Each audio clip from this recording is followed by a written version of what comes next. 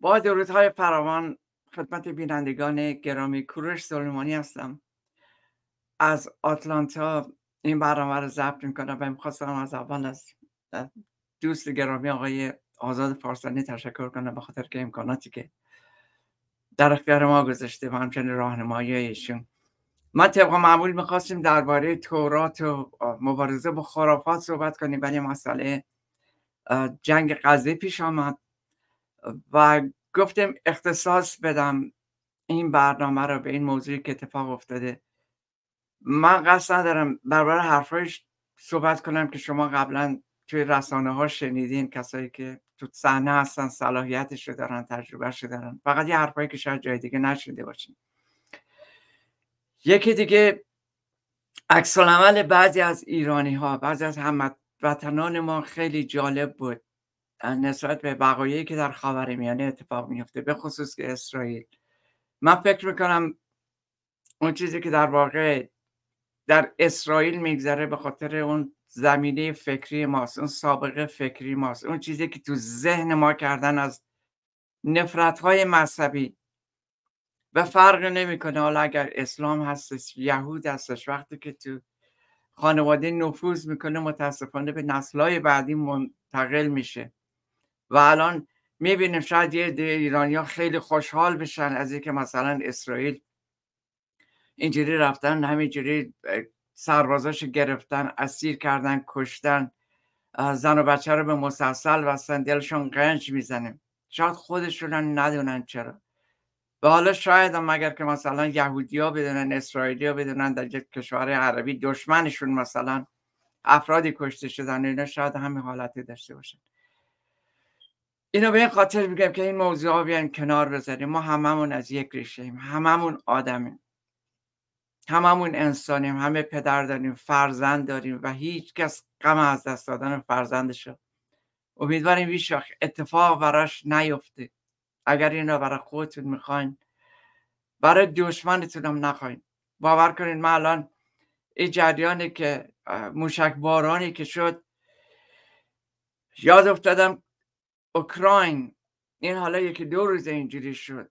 این شوروی میدونید با اون عظمت و قدرت و وسعتش ماهاست داره اوکراین رو با خاک یکسان کرده. تمام اطلاعات و اخبار رو شاید یا توجه نکردیم یا ندیدیم یا نشنیدیم، ولی اونجوری که میبایست درک نکردیم. الان مثلا اون چیزی که توی ارمنستان اتفاق میفته با جنگ ترکمنستان، ما الان نمیدونیم اون آواره های ارمنی چه حال و شرایطی دارن، یا همچنین جنگ های داخلی سوریه، لیبی. اینها خواستم بگم ما همه انسانیم، بیاین این نفرت ها رو کنار بیذاریم، یاد بگیریم با هم زندگی کنیم. ولی یه موضوع جالب بود میخواستم بگم، یک نکته که در گذشته وقتی که حماس اسرائیل رو موشک باران میکرد، اگر اسرائیل عکس العملی نشون میداد، بلافاصله سیاسی های ایران، نیروهای چپ بلند میشدن و اسرائیل رو محکوم میکردن.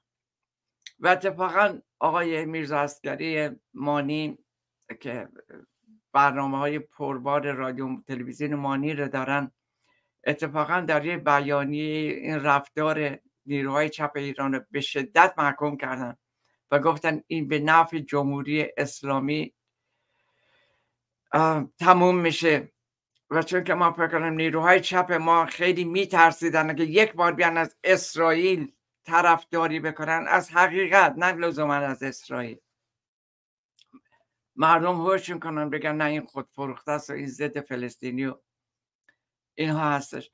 همه طرح من خودم از فلسطینی ها حمایت میکردم. من یه موقع از هواداران کنفدراسیون بودم، حالا هم هستم. حق و حقوقی دارن، امیدواریم یه جور حل بشه و به حق و حقوقشون برسن، با هم زندگی کنن در کنار اسرائیل یا اینا رو. ولی تا اونجا که صحبت از نابودی اسرائیل میزنن، نمیتونن باشن کنار بیان. یک قومی بوده در اونجا زندگی کرده، آواره شده، بدبختی که شده در درازای تاریخ طبق شرایط حالا برگشته. همونجوری که خیلی از ایرانی‌هایی که خارج از کشور هستن به خودشون حق میدن که برگردن به کشورشون. اون مهری که شما از ایران دارین، از سرزمینی که توش زاده شدین، بزرگ شدین، خب یهودی ها به تاریخ خودشون دارن و همچنین علاقه و مهری که یهودی ها به ایران دارن، چون که 2000 سال اینجا زندگی کردن. به قول یکی میگه مثل پدر مادر هستن، مثل دوتا چشم است اسرائیل و ایران برای یهودی ها. اینا درک کنین. اینا تبلیغات مسخره جمهوری اسلامی که میگه یهودی ها حقی ندارن و اسرائیل سرطان و این چیزا، اینا رو یه مقدار تبلیغات، اسمش نمیدونم چی بگم، درست نیست. اسرائیل این کارهایی که جمهوری اسلامی میکنه نمیکنه. اسرائیل اگه کسی بخواد تظاهرات بکنه به مسلسل نمیبندش. اسرائیل اگر جنگی هستش، اگر یک سربازش اون بلایی که سربازان حماس سر این دختر آلمانی آوردن، اینا رو به دادگاه نظامی میکشید. خود یهودی ها اعتراض میکردن در جنگ لبنان، فکر کنم در سال 82، وقتی که نیروهای فالانژ مسیحی به کمپ فلسطینی حمله کردن و 1300 نفر کشتن، خیلی یهودی ها اعتراض کردن به حکومت اسرائیل، گفتن ما یه شرمساری، و حتی اریل شارون مجبور به استعفا شد. پس چرا دوست داشتم منتظر بمونم ببینم اون کسایی که دم از انسانیت میزنن از این رفتار حماس با اون دختر آلمانی که اونجا بود و لختش کنن و جسدش رو بکشن به ماشین ببندن. اگه درست، من ندیدم، اگه درست شنیده باشم که دیدم صحنه‌ای قبلا، حتی از خودشون، حتی از فتح هم که دشمنی داشتن، سربازای کماندهای فتح ها بستن به پشت جیپ و توی خیابونای غزه کشیدن. اگر اسرائیل این کارا رو میکرد، شما عکس العملتون چه بود؟ اینم خواستم بگم چرا دو دوزه بازی میکنید، چرا یک بام و دو هوا هستین، چرا با خودتون صداقت ندارین؟ بده. هر کس که هر کاری بکنه بد باشه باید محکوم کرد. من نمیخوام بگم یهودی و اسرائیلی این کارا نمیتونن بکنن، چرا؟ ما خمیرمون یکیه. ولی طبق قانونی که خوشبختانه از کشورهای اروپایی اومده در اسرائیل، این توحش و وحشت و اینا رو که از قدیم بوده گذاشتن کنار و الان خطر بزرگی که برای اسرائیل رشد کردن مذهبی هاست، که اگر اینا پا بگیرن، اینا دست و کمی از حماس و جمهوری اسلامی ندارن. اینا چیزی سراپا نفرتن به اسم خدا، به خاطر دینشون هر کاری که دلشون بخواد خودشون مجاز میتونن بکنن. میخواستم بگم تصویری که پشت سر من دیدین از دو تا عکس که پیوند اسرائیل و ایرانه، متاسفانه اسم هنرمندی که طراحی کرده نتونستم بخونم، حالا به دلایلی، ولی دمش گرم، افتخار بهش، بسیار کار هنری و گویایی.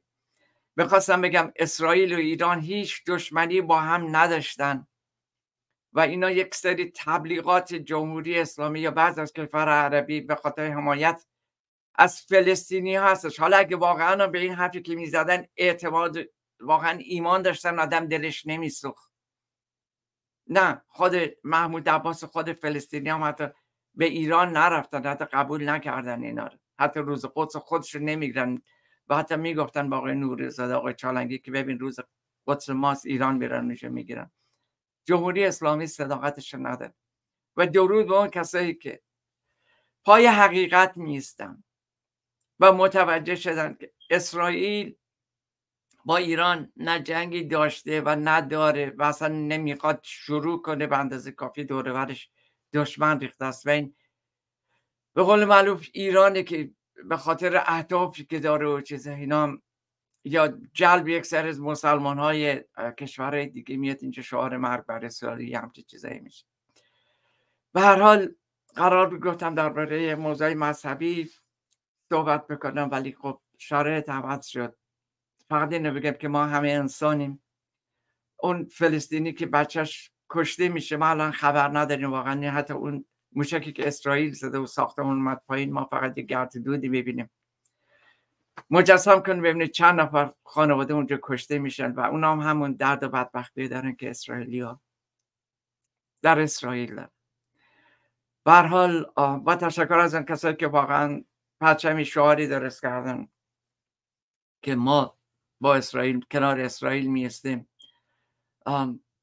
میخواستم بگم این موضوع قابل احترام و ستایشه و خیلی صادقانه است. اینا خودشون رو نفروختن، اینا جاسوس نیستن. اینا اگه تهمت اینا رو شما شنید از طرف دیگران باور نکنید. اینا واقعا مؤمنن با اون حرفی که میزن.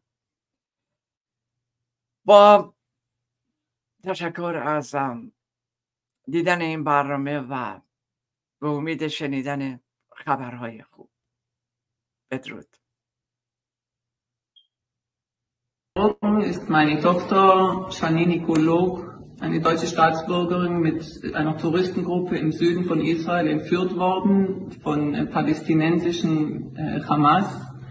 Man hat uns ein Video zugeschickt, wo ich eindeutig unsere Tochter erkennen konnte, bewusstlos im Auto mit den Palästinensern und wie sie den Gazastreifen abgefahren sind. Ich bitte jede Hilfe oder jede Neuigkeiten bitte zu uns schicken. Vielen Dank.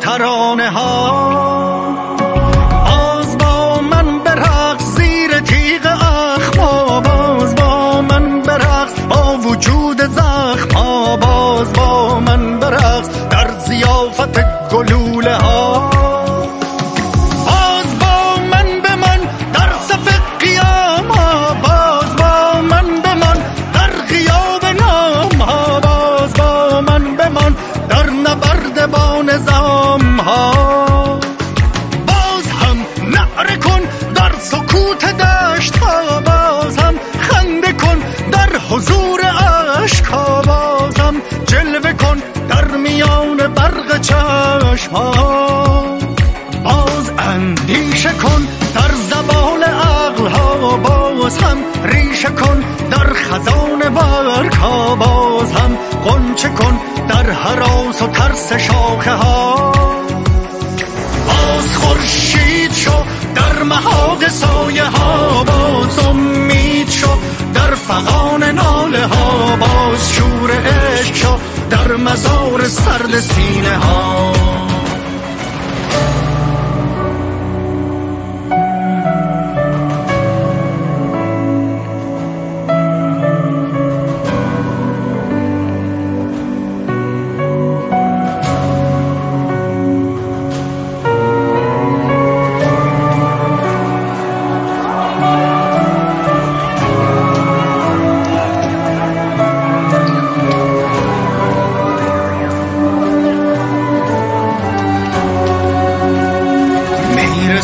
نوبهار بگذرد این غبار، ایله سر بدار باز علیه دیو شب، خیام کن خیام کن خیام.